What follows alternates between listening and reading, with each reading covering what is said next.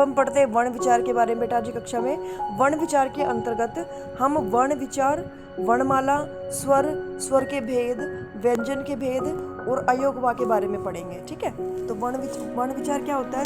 वर्ण विचार के अंदर कौन कौन से आते हैं? हमारे जितने भी वर्ण हैं, अक्षर है और भाषा की सबसे छोटी इकाई है जिसके टुकड़े नहीं किए जा सकते, वह वर्ण कहलाते हैं। जैसे अ, र, क, म, च आदि। वर्णमाला किसे कहते हैं? वर्णों का व्यवस्थित क्रम। वर्णों का एक व्यवस्थित क्रम क्या कहलाता है? हमारा वर्णमाला कहलाता है। ठीक है, हिंदी वर्णमाला में कितने वर्ण हैं? कुल हमारे हिंदी वर्णमाला में 52 वर्ण हैं। ठीक है बेटा, आगे पढ़ते हैं। बच्चों, आज कक्षा में हम पढ़ेंगे वर्णों के प्रकार। ठीक है, हिंदी वर्णमाला में स्वर और व्यंजन होते हैं और यहाँ पर देखो आपको 2 प्रकार के होते हैं, एक स्वर और एक व्यंजन। अब इनकी परिभाषा हम उचित प्रकार से पढ़ेंगे, तो आइए देखते हैं। स्वर क्या होते हैं बेटा? जिन वर्णों के उच्चारण में दूसरे वर्णों की सहायता नहीं लेनी पड़ती वे स्वर कहलाते हैं। ठीक है, किसी भी अगर हम उच्चारण करते हैं वर्ण में तो जैसे सहायता लेनी पड़ती है हमें दूसरे वर्णों की। फॉर एग्जाम्पल अगर हम व्यंजन की बात करें तो जिसमें किसी जैसे क हमने किसकी सहायता ली? यहाँ पर अ की सहायता ली और ए यहाँ पर क्या है? स्वर है। ठीक है, तो हम बात कर रहे हैं यहाँ पर स्वरों की।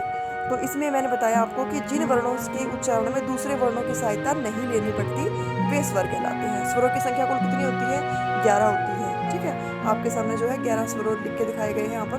अ, आ, ई, ऐ, उ, औ, री, ए, ऐ, ओ, औ, ये सारे क्या है? हमारे स्वर हैं। अब बात करते हैं कि स्वर के कितने भेद होते हैं।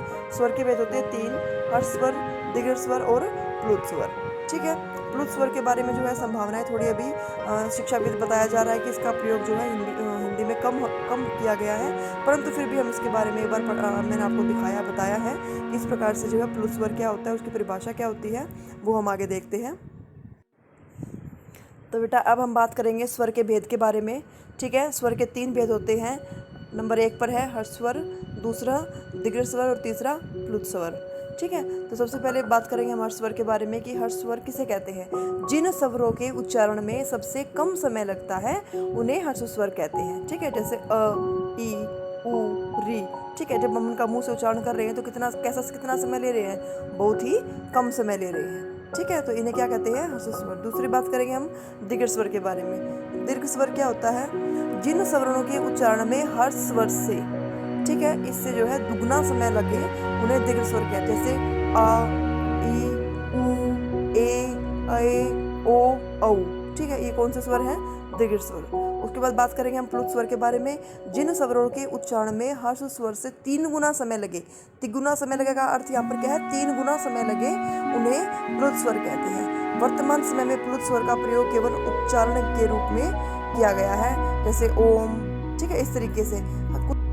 अब बात करते हैं बेटा स्वरों के भेद कितने होते हैं। ठीक है, स्वर के भेद हैं 3, यहाँ पर 3 दिखाए गए हैं, हर्ष स्वर, दीर्घ स्वर और प्लुत स्वर। ठीक है, तो जो मुख्य रूप से जो है केवल इन्हीं 2 ही स्वरों का प्रयोग किया गया है हमारी हिंदी में, परंतु जो है हमें इसके बारे में भी जानकारी होना आवश्यक है। कहीं कहीं स्थानों पर इसका प्रयोग किया जाता है और कहीं पर नहीं। तो ये बात कर रहे हैं हम हर्ष स्वर के बारे में कि जिनको बोलने में कम समय लगता है उनको उदाहरण आपको यहाँ पर दिए गए हैं जो कम समय लेते हैं, जैसे अ, र, उ, री। दीर्घ स्वर में हर्ष स्वर से दुगना समय लेंगे, वो कौन से कहलाएंगे? आ, ई, ओ, ए, ऐ, ओ, औ। प्लुत स्वर में जो है 3 गुना समय लगे, इससे भी ज़्यादा और इससे भी ज़्यादा, तो वो प्लुत स्वर में कहलाते हैं। आइए आगे देखते हैं। अब बात करते हैं व्यंजन की। व्यंजन की परिभाषा क्या होगी? जो ध्वनियाँ स्वरों की सहायता से बोली जाती हैं उन्हें व्यंजन कहते हैं। देखो, जो हिंदी वर्णमाला में हमारे जो स्वर होते हैं ना बेटा, उनका जो दूसरा नाम हम कह सकते हैं कि मात्रा है। ठीक है, स्वरों का दूसरा नाम क्या है? मात्रा। परंतु अगर यहाँ बात करें व्यंजन के बारे में कि व्यंजन क्या होते हैं, तो व्यंजन वे होते हैं जो ध्वनियाँ स्वरों की सहायता से बोली जाती है। अभी जो ध्वनियाँ हैं वो स्वरों की सहायता से बोलते हैं, उन्हें व्यंजन कहते हैं। जैसे क। ठीक है, क में अ क्या है? यहाँ पर स्वर है और क्या क्या है? यहाँ पर व्यंजन है। तो स्वर और व्यंजन का जब मिलाप हुआ तो क्या बन गया? ये क आधा कै, क्योंकि क्या के जगह हलंत लगा देंगे तो वो क्या कहलाएगा? आधा कै, और क ए मिला के वो पूरा हो जाएगा तो क्या कहलाएगा? क। व्यंजन के भेद। व्यंजन के कितने भेद है बेटा? स्पर्श व्यंजन, अंतस्थ व्यंजन और उष्म व्यंजन। इनको अच्छे प्रकार से याद करेंगे आप। आइए आगे देखते हैं कि इनके आगे प्रकार क्या है।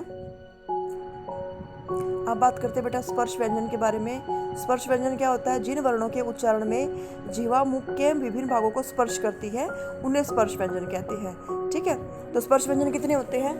25 होते हैं। स्पर्श व्यंजन कितने होते हैं बेटा? 25 होते हैं। देखो आपको दिखाया गया इस वृक्ष के माध्यम से कि जो स्पर्श व्यंजन जो हमारे जो है क से लेकर मैं तक जो है उनका जो उच्चारण स्थान क्या है और उसको किस प्रकार से विभाजित किया गया है। जैसे क वर्ग में आपको दिखाई दे रहा है यहाँ पर क ख ग घ न। च वर्ग में आपको दिखाई दे रहा है च छ ज झ य। ट वर्ग में आपको दिखाई दे रहा है बेटा ट ठ ड ढ न। त वर्ग देखो ये अलग से बना हुआ है। त वर्ग में त थ द ध न। पै वर्ग में फिर पै से जुड़े जो हमारे वर्ण होंगे प फ ब भ म। अंतस्थ में य र ल व और उष्म में श श श ह। और संयुक्त व्यंजन कौन से होंगे? अक्ष त्र ज्ञ और श्र। ठीक है, तो ये हमारे जो है स्पर्श व्यंजन का एक वृत्त के माध्यम से आपको दिखाया गया है। इसको आप ध्यानपूर्वक देखेंगे। उसके बाद बताया गया है कि स्पर्श व्यंजनों का वर्ग एवं उच्चारण स्थान एक जो है आपको तालिका बनाकर दिखाई गई बेटा। यहाँ पर इस तालिका के माध्यम से आप देखेंगे कि व्यंजन आपको यहाँ दिखे गए हैं। जो क वर्ग में है वो कंठ, उनका उच्चारण स्थान क्या होगा? कंठ होगा। जो च वर्ग से संबंधित जैसे च छ ज झ य, इसका उच्चारण स्थान क्या होगा? तालु होगा। ठीक है ना। जो ट वर्ग से संबंधित है ट ठ ड ढ न, ये कौन से हैं? मूर्धा से बोले जाते हैं। उसके बाद त वर्ग में कौन से हैं? त थ द ध न, ये हमारे जो है दांत से बोले जाते हैं। दांतों को स्पर्श करते हैं जब आपस में बोलते हैं तो। उसके बाद प फ ब भ म, ये है प वर्ग से। प वर्ग मतलब इसमें ओष्ठ ओष्ठ से है ये।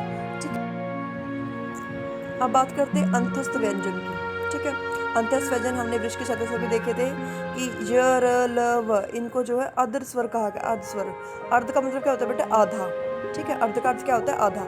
आधा का अर्थ क्या हुआ कि यहाँ पर जो य है, अगर हमने य के नीचे ये हलंत लगा दिया तो ये क्या होगा? आधा होगा। आधा ये जो लिखते हैं ना वो है ये। ठीक है, तो इसी प्रकार से जो है य र ल व, इनको अर्ध स्वर कहा जाता है। अंतस्थ व्यंजन में गिने जाते हैं ये। ऊष्म व्यंजन क्या होता है? जिसको में बोलने से हमारे मुंह से जो है ऊष्मा निकलती है। ठीक है ना, तो वो कौन सा कहलाते हैं? ऊष्म व्यंजन। संयुक्त व्यंजन कौन से होते हैं? जो दो अलग अलग व्यंजनों के मिलने से जो नया शब्द बनता है उसे संयुक्त व्यंजन कहते हैं। जो दो अलग अलग शब्दों से जो है, दो अलग अलग व्यंजनों से जो मिलने से जो है एक नया शब्द बनता है, वो क्या कहलाता है? हमारा संयुक्त व्यंजन। ये मुख्यतः चार होते हैं। देखो बेटा, ये होते हैं अक्ष, त्र, ज्ञ और श्र। देखो इसमें जो है चार अलग अलग दिखाए गए। देखो क आधा, श आधा और फिर अ और फिर बन गया श और श से होता है क्षत्रिय।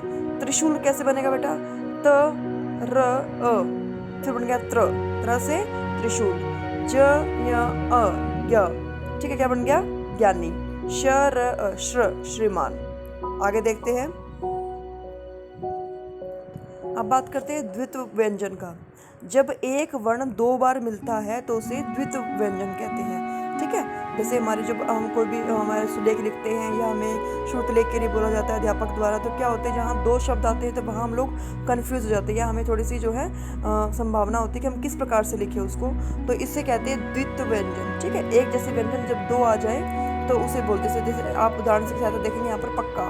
ठीक है, पक्का में एक क हलंत वाला, इनके आधा क्या है ये और एक है पूरा, तो क्या बन गया? क।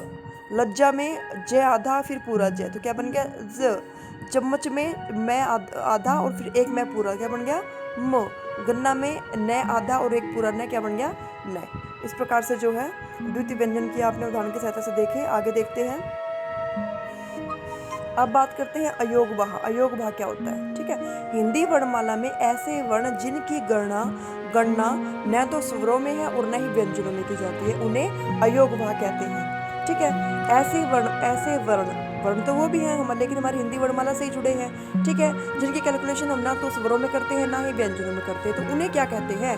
तो उन्हें अयोग भाग कहते हैं। उदाहरण की सहायता से हम पढ़ेंगे इसे कि अयोग भाग कौन से हमारी हिंदी वर्णमाला में? अंग, अह और अह। ठीक है, ये जो है हमारे जो है अंग से अंगूर है ना, और एक खाली वाला, और ये जो बीच में लगाया चंद्र, अनुस्वार और अनुनासिक और विसर्ग, ये क्या है? हमारे अयोगवाह वर्ण है। अयोगवाह वर्ण कितने प्रकार के होते हैं बेटा? 3 प्रकार के होते हैं। एक अनुस्वार, जो मैंने आपको बताया अभी, जो इसके जो चिन्ह जो होता है ये होता है जैसे मंदिर, अंकुर, बंदर, है ना, तो ये है अनुस्वार। विसर्ग, जिसके आगे, जिसके वर्ण के आगे, शब्द के आगे जो है दो आगे इस प्रकार से दो चिन्ह लगे, दो बिंदु लगे होते हैं, वो क्या होते हैं? विसर्ग।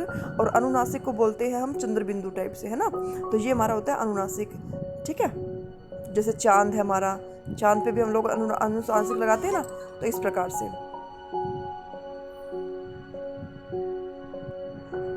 अब बात करते हैं अनुस्वार के बारे में। पूरा विस्तृत व्याख्या पढ़ते हैं इसके हम परिभाषा के साथ कि अनुस्वार होता क्या है। ठीक है, जिस वर्ण का उच्चारण करते समय हवा केवल नाक से बाहर निकलती है उसे अनुस्वार कहते हैं। ठीक है, इसका चिन्ह क्या है? केवल एक बिंदी के रूप में हम इसको पहचानते हैं। ठीक है, जैसे डंडा, हंस, गंगा।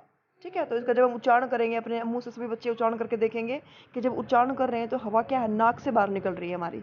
ठीक है, तो इस प्रकार के जो शब्द है जिनको बोलने में इस प्रकार का जो है उदाहरण की सहायता से हमने देखा कि जिस नाक से जो है हवा बाहर निकलती है उसे कौन से कहते हैं, अनुस्वार। उसके बाद करते हैं बात विसर्ग के बारे में।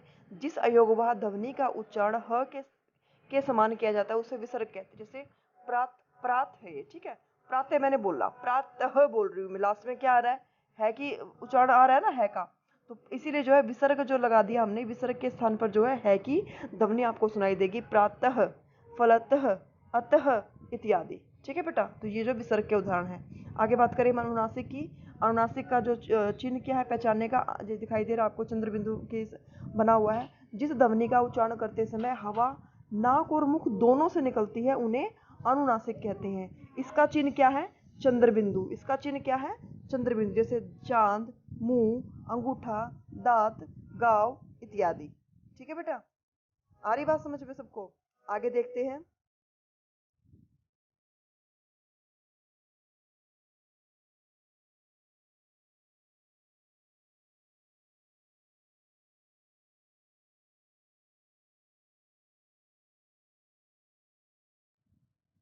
बेटा अब बात करते हैं उच्चारण के आधार पर व्यंजनों के भेद। उच्चारण क्या होता है? हमारे जब मुंह से हम उच्चारण करते हैं तो उसके आधार पर व्यंजनों के कितने भेद हैं? तो यहाँ पर दो भेद दिखाए गए आपको, अल्प प्राण और महाप्राण। अल्प प्राण किसे कहते हैं? जिन अल्प का, देखो अल्प का अर्थ क्या अलग होता है? छोटा, थोड़ा। ठीक है ना, जिन व्यंजनों का उच्चारण करते समय वायु की मात्रा कम निकलती है उन्हें क्या कहते हैं? अल्प प्राण। ये कुछ आपको उदाहरण दिए गए हैं बेटा, उच्चारण के साथ साथ आप इनको पढ़ेंगे। ये जो सारे क्या कहलाते हैं? अल्प प्राण व्यंजन कहलाते हैं। अर्थात वर्गों का प्रथम, द्वितीय, प्रथम, तृतीय और पंचम वर्ण क्या कहलाता है? अल्प वर्ण कहलाता है, अल्प प्राण कहलाता है। अंतस्थ य, रे, ले, वे सारे क्या है? अल्प प्राण व्यंजन है। उसके बाद बात करते हैं महाप्राण के बारे में कि जिन व्यंजनों का उच्चारण करते समय वायु अधिक मात्रा में बाहर निकलती है उन्हें क्या कहते हैं? महाप्राण। महा से संबंधित की वायु जो है जब अधिक मात्रा में बाहर निकलती है तो वो क्या कहलाता है? महाप्राण। जैसे ख, घ, छ, झ, ठ, ढ, थ, फ, भ, श, स, है, ये सारे क्या है? महाप्राण व्यंजन कहे जाते हैं। अर्थात वर्गों का द्वितीय और चतुर्थ वर्ण क्या कहलाता है? हमारा महाप्राण कहलाता है। सभी ऊष्म व्यंजन जैसे स, श, स, ह, ये क्या है? ये भी जो है महाप्राण व्यंजन है। ठीक है बेटा, आगे देखते हैं।